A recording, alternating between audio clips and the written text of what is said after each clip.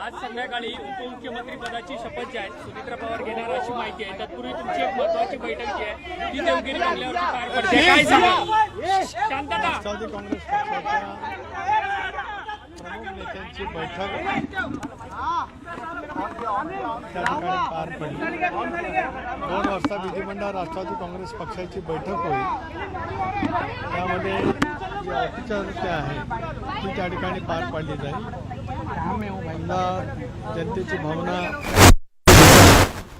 सुनेत्राबाई पवार यांची निवड त्या ठिकाणी अपेक्षित आहे।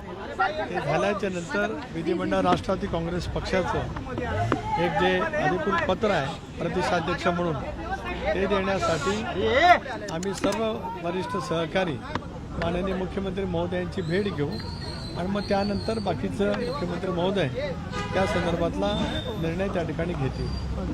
एक भाग राष्ट्रवादी काँग्रेस पक्षाच्या वतीने आमचे नेते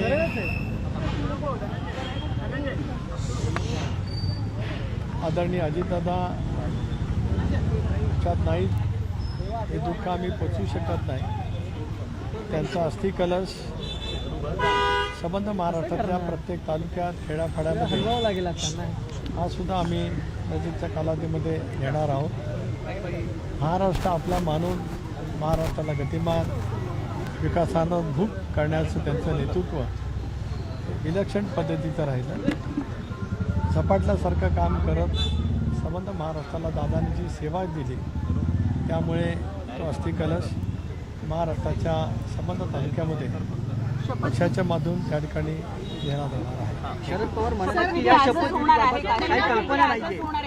एक भाग असा आहे की मी आज एक व्हिडिओ पाहिला, त्या व्हिडिओमध्ये जी बैठक दाखवलेली आहे त्यानंतर आपल्याला सर्वांनाच भीतीच असेल की ज्यावेळेला कृषी प्रदर्शन बारामती इथे त्या ठिकाणी झालं त्याच वेळेला ती चहापानासाठी बैठक झाली आणि त्यानंतर दस्तूर खुद्द आदरणीय अजितदादाने एक पत्रकार परिषद घेतली आणि त्या पत्रकार परिषदेमध्ये स्थानिक स्वराज्य संस्थांच्या निवडणुका ज्या आता होत आहेत त्या संदर्भामध्ये चर्चा झाली अशी स्पष्टपणाचा खुलासा किंवा माहिती पत्रकारांशी संवाद करत असतानाच आदरणीय अजितदादांनी त्या ठिकाणी दिलेली होती।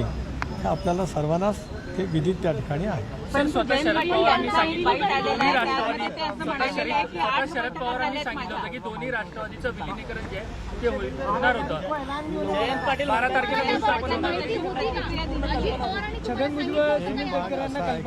एक बाब असा आहे की त्या दिवशी जी चर्चा झाली त्याच्याबद्दलची स्वतः माहिती आदरणीय अजितदादांनी त्या ठिकाणी पत्रकार परिषद घेऊन बारामतीमध्ये त्या ठिकाणी दिलेली आहे।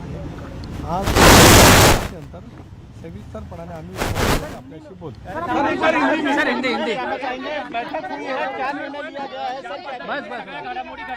पद्धतीने सगळ्या हिंदी बोलतात त्यामध्ये तुम्ही प्रामुख्याने सुनील तटकरे हिंदी बोलला नाही तर थांबणार नाही टिकावताना पाहायला मिळते। राष्ट्रवादी काँग्रेस पक्ष, राष्ट्रवादी काँग्रेस पक्षाचा परिवार, राष्ट्रवादी काँग्रेस पक्षाचे आमदार यांना भावना लक्षामध्ये घेत आम्ही हा सामोपचाराचा निर्णय त्या ठिकाणी घेतला। धन्यवाद।